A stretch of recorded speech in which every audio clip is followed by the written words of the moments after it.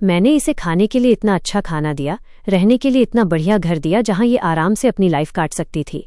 मैं यहाँ दिन रात पागलों की तरह काम कर रहा हूँ, पर फिर भी इसे देखो, ये मुझसे तलाक मांगने की हिम्मत कैसे कर सकती है। इतना बोलकर वो बाकी के पेपर्स भी खंगालने लगता है। उन्हें पढ़ते पढ़ते उसका पारा और चढ़ जाता है और वो बोलता है, क्या इसे अब मेरा घर भी चाहिए, इसे मेरी कार भी चाहिए और मेरी पूरी जमा पूंजी भी इसे ही चाहिए, यहाँ तक कि ये बच्चों की कस्टडी भी अपने ही पास रखना चाहती है। क्या इसने मुझे कोई बेवकूफ़ समझ रखा है जो मैं अपनी मेहनत का सारा पैसा उठाकर इसे दे दूं? आखिर मैं अपना पैसा इसे क्यों दूं? पर तभी चिल्लाते चिल्लाते उसकी नज़र कुछ फोटोज पर पड़ती है। उन फोटोज को देखते ही वो सन्न रह जाता है और फटी आंखों से बोलता है, डेमिट, इसे ये फोटोज कहाँ से मिल गए? अब भाई सीन ये है कि उन फोटोज में वो दूसरी लड़कियों के साथ साफ साफ दिख रहा था। दुचांग ने वहां एक नोट भी छोड़ा था कि तुम्हारे पास सोचने के लिए सिर्फ 2 दिन का टाइम है। अगर तुम मेरी शर्तें नहीं मानते तो मैं ये फोटोज और तुम्हारी सारी गंदी चैट्स तुम्हारी कंपनी में भेज दूंगी। उसके बाद तुम्हारी सारी सच्चाई सबके सामने आ जाएगी और कंपनी वाले तुम्हें धक्के मारकर बाहर निकाल देंगे। ये सब पढ़कर दुचांग का पति बुरी तरह बौखला जाता है और मन ही मन हिसाब लगाने लगता है। वो सोचता है, अगर इस घर की बात करूं तो इसकी कीमत 18 लाख है, वहीं कार की कीमत भी 2 लाख के करीब है और मेरी जो सेविंग्स है वो टोटल 5 लाख है। अगर इन सबको जोड़ दूं तो ये कम से कम 25 लाख बन जाते हैं। इसका मतलब ये औरत मुझे रातों रात कंगाल करना चाहती है। और अब इतना बोलते ही वो गुस्से में दुचांग को कॉल करने लगता है। फ़ोन मिलाते हुए वो अपने मन में सोचता है कि देखा जाए तो जब से मेरी दुचांग के साथ शादी हुई थी तब से हमारी जिंदगी काफ़ी बढ़िया कट रही थी। उसने कभी किसी चीज़ की कोई शिकायत भी नहीं की, यहाँ तक कि उसकी फैमिली ने भी मेरा पूरा साथ दिया। जिस वक्त मैं ये घर खरीद रहा था तो उन्होंने इस घर को लेने में पूरे 6 लाख रुपए की मदद की थी। वो ये सब सोचकर दुचांग को कॉल तो करता है पर उसकी कॉल लगती ही नहीं। ये देखकर वो झल्लाकर बोलता है, डैम इट, इसने तो मुझे ब्लॉक कर दिया है। लगता है अब मुझे इसके पेरेंट्स को फ़ोन घुमाना पड़ेगा। इतना बोलकर वो दुचांग के मम्मी पापा को कॉल करता है लेकिन वहां भी उसकी कॉल नहीं लगती। ये देखकर वो समझ जाता है और बोलता है, ऐसा लग रहा है कि इसके पेरेंट्स ने भी मुझे ब्लॉक मार दिया है। ये औरत पूरी तरह से डिवोर्स लेने का मन बना चुकी है। लगता है अब मुझे इस मैटर को यहीं पर ख़त्म कर देना चाहिए।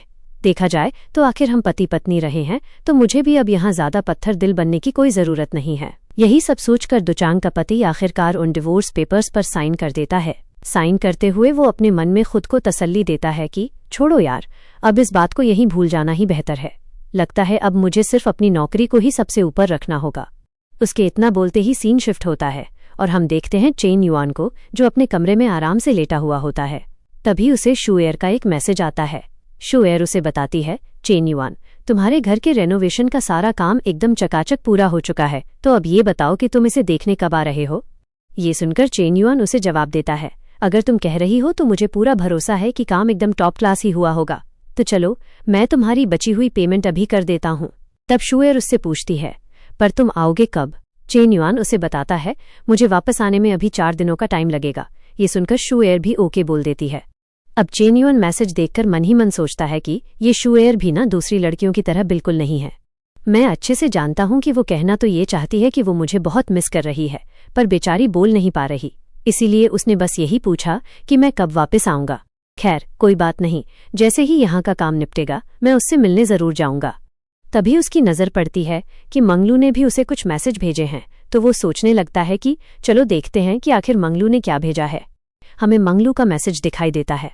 वो चेन युआन को बताती है, चेन युआन, जिम के अंदर अब काफ़ी सुधार हुआ है। अगर यहाँ की फीमेल ट्रेनर्स की बात करूँ तो वे अब काफ़ी मोटिवेट हो चुकी हैं और इस समय अपनी वीडियोस बनाने में बहुत मेहनत कर रही हैं। इतना बोलकर मंगलू उसे एक फीमेल ट्रेनर की वीडियो भेजती है और साथ में लिखती है, चेन युआन, आज 3रा दिन हो चुका है और सच कहूँ तो मैं तुम्हें बहुत ज़्यादा मिस कर रही हूँ। यह पढ़कर चेन युआन मुस्कुराता है और जवाब देता है, चिंता मत करो, जब मैं वापस आऊँगा तो तुम्हें एक बहुत बढ़िया रिवॉर्ड दूंगा। तभी अचानक चेन युआन के फ़ोन पर किसी की कॉल आने लगती है। स्क्रीन देखते ही वो बोलता है, मैनेजर यू, क्या हुआ, आप इस टाइम पर कॉल क्यों कर रहे हैं? फ़ोन उठाते ही मैनेजर यू बड़ी परेशान आवाज़ में बोलते हैं, मुझे माफ़ कर देना मिस्टर चेन युआन, मैं आपको इस समय परेशान कर रहा हूँ। असल में मैं इंटरनेशनल डिपार्टमेंट को लेकर आपसे बात करना चाहता हूँ। जो वॉइस प्रिंसिपल जू हैं वो चीज़ों को बहुत ज़्यादा लटका रहे हैं। मैं मेडिकल चेकअप वाले प्रोजेक्ट को लेकर उनके साथ मीटिंग फिक्स करने की कोशिश कर रहा हूँ, लेकिन वो बार बार इसे टाले जा रहे हैं। मुझे समझ ही नहीं आ रहा कि आखिर दिक्कत क्या है। ये सुनकर चेन युआन मन ही मन सोचने लगता है, अरे मैं तो इस मेडिकल सेंटर के बारे में बिल्कुल भूल गया था। देखा जाए तो ये एक छोटा सा बिजनेस है, पर फिर भी स्कूल के स्टूडेंट्स की संख्या पूरे 20,000 है। अगर हमने इस प्रोजेक्ट को पकड़ लिया तो अपने बिजनेस को दूसरे स्कूलों तक फैलाना काफी आसान हो जाएगा। वैसे वॉइस प्रिंसिपल जू के साथ मेरा कनेक्शन सिर्फ इसलिए बना था क्योंकि मैंने स्कूल के स्टार्टअप बेस में पूरे 1 करोड़ रुपए इन्वेस्ट किए थे। तो क्या अब वो अपनी बात से पीछे हटना चाहता है? यही सब सोचकर चेन युआन मैनेजर यू से पूछता है, मैनेजर यू, क्या उस जू ने आपके बेटे वाला इशू सॉल्व कर दिया था? यह सुनते ही मैनेजर यू हाँ बोल देते हैं। तब चेन युआन कहता है, कहीं इसका कारण समर ब्रेक तो नहीं, क्योंकि स्कूल में छुट्टियां शुरू हो चुकी हैं। मैनेजर यू जवाब देते हैं, नहीं, कारण ये नहीं हो सकता क्योंकि वे पिछले हफ्ते से ही बहुत बिजी चल रहे हैं और मेरी किसी बात का रिस्पॉन्स नहीं दे रहे। ये सुनकर चेन युआन बोलता है, ठीक है, आप दूसरे मेडिकल इंस्टीट्यूट्स में जाकर पता लगाइए कि क्या वहां कोई प्रोग्रेस हुई है। मैनेजर यू ओके बोलकर फोन रख देते हैं। अब चेन युआन अपने मन में सोचता है, क्या सच में ये वॉइस प्रिंसिपल जू अब लालची बन गया है और मुझे धोखा देना चाहता है? क्या वो भूल गया है कि मैंने स्टार्टअप बेस में 1 करोड़ का फंड डाला है और मेरी मर्जी के बिना वहां पत्ता भी नहीं हिल सकता? अभी तक तो मैंने सिर्फ पहले बैच को ही अप्रूवल दिया है, जिसमें मेरा 5,60,000 का खर्चा आया है, जिसमें मैंने मोहन वेंग, यान सॉन्ग और लज न्यू को ओके किया था। या फिर इसके पीछे कोई और वजह हो सकती है? कहीं ऐसा तो नहीं कि वो इस चीज में अपना हिस्सा चाहता है? खैर, वजह जो भी हो, पर उसका ये तरीका मुझे बहुत फ्रस्ट्रेट कर रहा है। वो सोचता है, देखा जाए तो वॉइस प्रिंसिपल जू, कोंग और वो जाओ, ये तीनों के तीनों एक ही थाली के चट्टे बट्टे हैं, तो इनसे यहाँ बात करना बिल्कुल बेकार है। इस टाइम पर अगर कोई मदद कर सकता है तो वो है लीजियाओ, क्योंकि वो स्कूल के काफी सारे प्रोजेक्ट्स में शामिल रहती है, तो मुझे एक बार ट्राई करके देखना चाहिए। इतना सोचकर चेन युआन तुरंत लीजियाओ को कॉल घुमाता है और बोलता है, टीचर लीजियाओ, मुझे यहाँ आपकी थोड़ी मदद चाहिए होगी। अब इसके बाद हमारा व्यू अगले दिन पर आ जाता है, जहाँ हम देखते हैं कि शेन यू सोकर उठती है। वो उठते ही खुद को देखकर बोलती है, अरे, मैंने अपना पजामा चेंज क्यों नहीं किया था? ऐसा लग रहा है जैसे कल रात मैंने कुछ ज्यादा ही ड्रिंक कर ली थी। लेकिन मुझे मेरे कमरे तक लेकर कौन आया?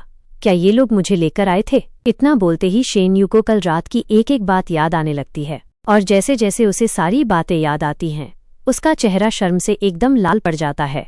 वो अपना मुंह छिपाते हुए चिल्लाती है, ओ गॉड, मैंने कल रात इतना कुछ बोल दिया था। प्लीज कोई कह दो कि वो सब बस एक सपना था। पर उसे अंदर ही अंदर पता था कि वो सपना नहीं था।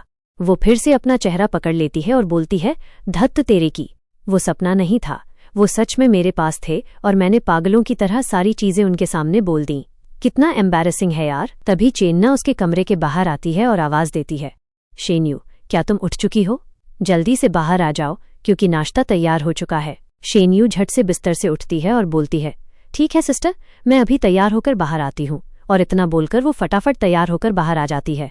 तभी वहां जिया चेन्ना से बोलती है, मुझे लगता है कि सुबह हमें यहाँ के पुराने शहर या फिर पगोडा घूमने के लिए जाना चाहिए और दोपहर के टाइम स्नो माउंटेन पर जाना सही रहेगा। ये सुनते ही चेन्ना उसे बोलती है, ठीक है, हम पुराने शहर को स्किप करते हैं और सीधे उन 3 पगोडा की तरफ चलते हैं, और अगर हमारे पास बाद में टाइम बचा तो हम स्नो माउंटेन पर भी घूमने के लिए जरूर जाएंगे। और अब चेन्ना के इतना बोलते ही हमारा व्यू एक दूसरी जगह पे आ जाता है। ये जगह देखने में सच में बहुत ज्यादा खूबसूरत होती है। वहां जिया सभी लोगों को गाइड कर रही होती है और गाइड करते हुए बोलती है, मिस्टर चेन और शेन यू, मेरे हिसाब से हमें माउंटेन पर कल जाना चाहिए। आज के लिए आप लोगों को हॉर्स राइडिंग ट्राई करनी चाहिए। ये सुनकर चेन युआन बोलता है, ये तो सुनने में काफी अच्छा लग रहा है। और इतना बोलकर वो अपने मन में सोचता है कि उसने अपनी असल जिंदगी में कभी भी घोड़े की सवारी नहीं की है, तो आज देख ही लेते हैं कि ये कितना जबरदस्त रहता है। तभी वहां पर एक कोच अपने घोड़े पर सवार होकर आता है। जिया सबको बताती है कि मिस्टर चेन, यही आपके कोच हैं जो आपको घुड़सवारी सिखाएंगे। वो कोच जैसे ही वहां खड़ी तीनों लड़कियों को देखता है तो वो मन ही मन बहुत खुश हो जाता है और सोचता है कि वाह, आज तो मेरा दिन ही बन गया। ये लड़कियां कितनी खूबसूरत हैं और पक्का इन्हें घुड़सवारी के बारे में कुछ भी नहीं पता होगा। वो कोच ज्ञान झाड़ते हुए बोलता है, देखो, घोड़े पर बैठने से पहले तुम्हें उसके साथ एक रिश्ता बनाना होगा। पहले उसे प्यार से टच करो ताकि तुम दोनों के बीच एक बॉन्ड बन सके। घुड़सवारी सीखना बहुत ही मुश्किल काम है। ये सुनकर जिया उसे तुरंत मना कर देती है कि वो लोकल है और उसे ये सब आता है। वहीं शेन यू किसी अनजान बंदे के साथ नहीं बैठना चाहती थी और चेन्ना भी अपनी तबीयत का बहाना बना देती है। तब चेन युआन आगे आता है और बोलता है, ठीक है, मैं इसे ट्राई करना चाहता हूँ। और इतना बोलकर वो तुरंत अपने मन में सिस्टम को आवाज देता है, सिस्टम, जो स्किल पैक मुझे मिला था, मैं उसे इस्तेमाल करना चाहता हूँ। वो हॉर्स राइडिंग की स्किल चुन लेता है और सिस्टम उसे बधाई देता है। ये स्किल मिलते ही चेन युआन को महसूस होता है कि अब वो घोड़े के हर एक बिहेवियर को अच्छे से समझ पा रहा है। तभी वो कोच बोलता है, देखो, तुम यहाँ पैर रखो और फिर ऊपर आओ।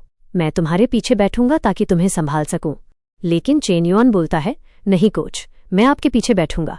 और इससे पहले कि कोच कुछ बोल पाता, चेन युआन एक जबरदस्त जंप मारता है और सीधा जाकर घोड़े के पीछे बैठ जाता है। वो तुरंत घोड़े को सरपट दौड़ाना शुरू कर देता है। कोच और वहां खड़ी लड़कियां उसे देखकर एकदम चौंक जाते हैं। कोच तो उसे देखते ही बस देखता ही रह जाता है और मन ही मन सोचता है, अरे भाई, ये बंदा तो ऐसे घोड़ा चला रहा है जैसे ये खुद मेरा उस्ताद हो। वहीं जिया भी पूरी तरह हैरान होकर शेनयू से पूछती है, क्या सच में तुम्हारे ब्रदर इन लॉ को पहले से घुड़सवारी आती थी? जिस पर शेनयू खुद चकित थी और बोलती है, सच बताऊं तो मुझे खुद नहीं पता कि इन्हें ये सब कब आ गया। 10 मिनट बाद जब वे वापस आते हैं तो कोच फौरन घोड़े से नीचे उतर जाता है। चेन युआन मजे लेते हुए पूछता है, क्यों कोच, एक और राउंड लगाना है? कोच सीधा मना कर देता है। तब चेन युआन हंसते हुए बोलता है, अरे बड़े शर्म की बात है, मुझे लगा था आप मुझे कुछ नया सिखाएंगे। तभी जिया पास आती है और मुस्कुराते हुए पूछती है, मिस्टर चेन, क्या आपने पहले भी ये किया है? तब चेन युआन उसे छेड़ते हुए बोलता है, हाँ बिल्कुल, क्या तुम्हें याद नहीं? ये सुनकर जिया फिर से शर्मा जाती है। तभी चैन युआन शेनयू की तरफ मुड़ता है और पूछता है, शेनयू, क्या तुम भी एक बार ट्राई करना चाहोगी? और अब शेनयू एकदम फटी आंखों से चेन युआन को देखने लगती है।